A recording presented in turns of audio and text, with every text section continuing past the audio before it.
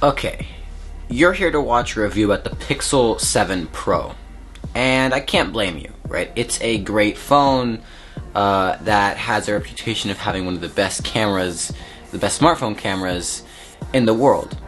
But this year, and especially this year, Google tried to make it a little more than just the best camera. Let's talk.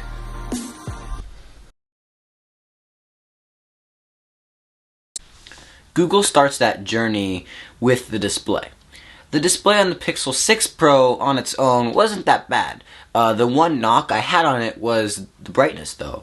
The maximum brightness on that display was around 800 nits, and for a phone that was $1,000, it didn't really live up to the expectations. And this year, the Pixel 7 Pro has a peak brightness of up to 1500 nits. So when I'm outside, it is perfectly viewable. And yeah, it's just a great phone to use overall. I don't have any problems with the display. The 120Hz, the QHD resolution is also great. And now with the added setting that you can now turn it down to 1080p resolution. So if you want to save some more battery life without tuning down that refresh rate, you might want to switch down to 1080p, which will make the battery life last a little bit longer. And the UI smoothness has definitely been improved from the launch Pixel 6 Pro. If you remember last year, Google had some issues with the fingerprint sensor and the overall UI smoothness. Sometimes it would randomly just judder all the time, even on the 6 Pro. And this year, the fingerprint sensor, the display, they're all very beautifully calibrated and they work well with the software.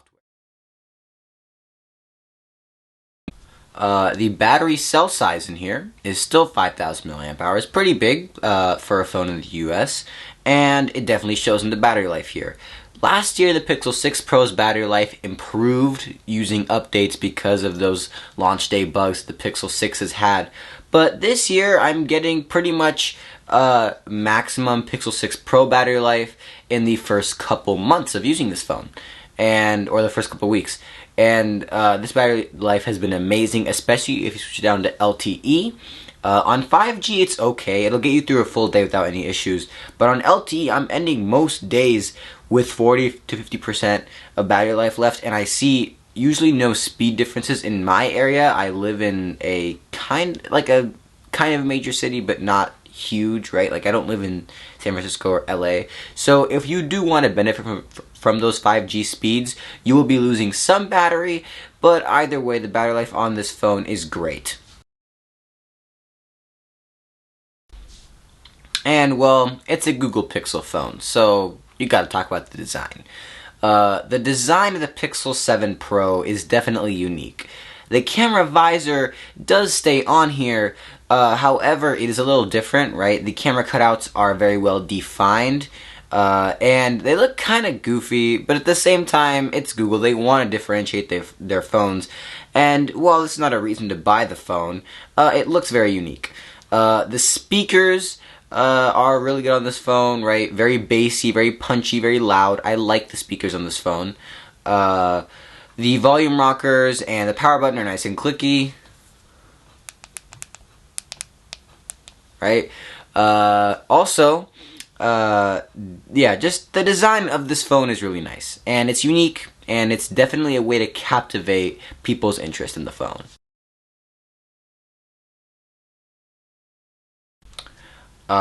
So what else we got to talk about? The UI, of course. Pixel UI, or stock Android as some people call it, is still here. It's not that much different from Android 12. The Pixel 7 Pro does ship with Android 13 out of the box.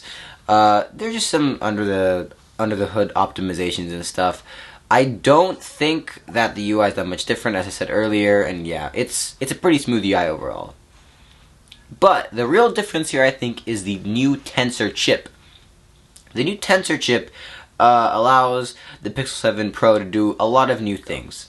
One of those new things includes photo unblur. Basically, you can go into your photo library, you can click on any photo, and it'll basically unblur it using software processing.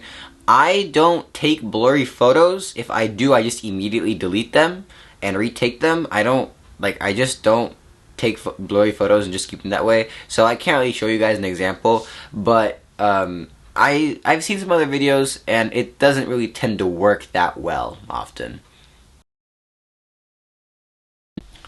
I mean, it's a Pixel phone. The cameras are excellent. However, this year, Google really refined their video performance. And, wow.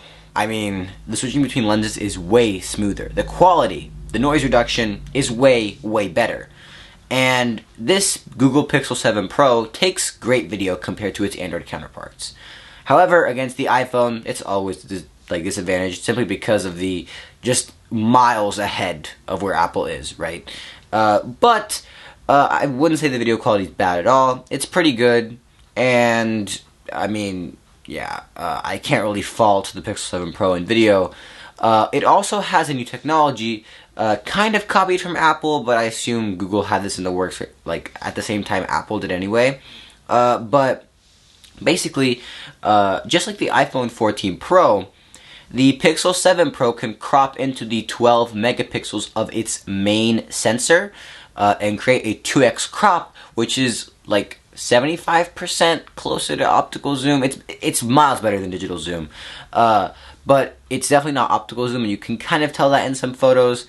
But it's still very good zoom, and also, unlike the iPhone, it does this on the telephoto camera too. So it's kind of trying to compete with both Apple and Samsung here, right? Samsung with that 10x reach. I have an S22 Ultra, it's not mine, but I've taken some pictures on it, and it kind of competes. I would say that the Samsung definitely has a sharper image because it's a physical lens, but the Pixel 7 Pro is not that far behind.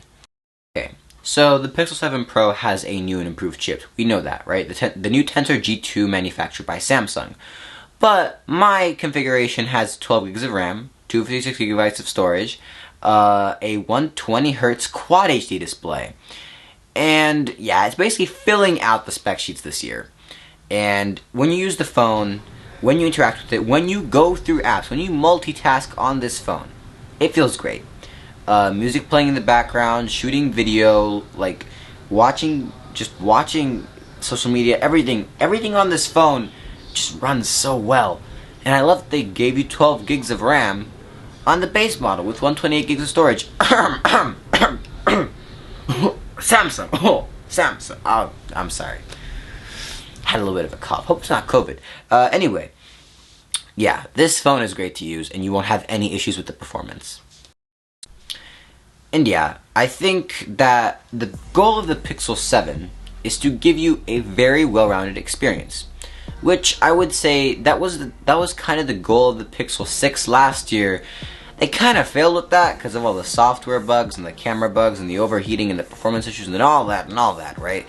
They didn't really achieve that that basic, like, all-around great phone, right? Last year, that crown went, I think, to the S22 Plus, which was, for me, the best overall phone.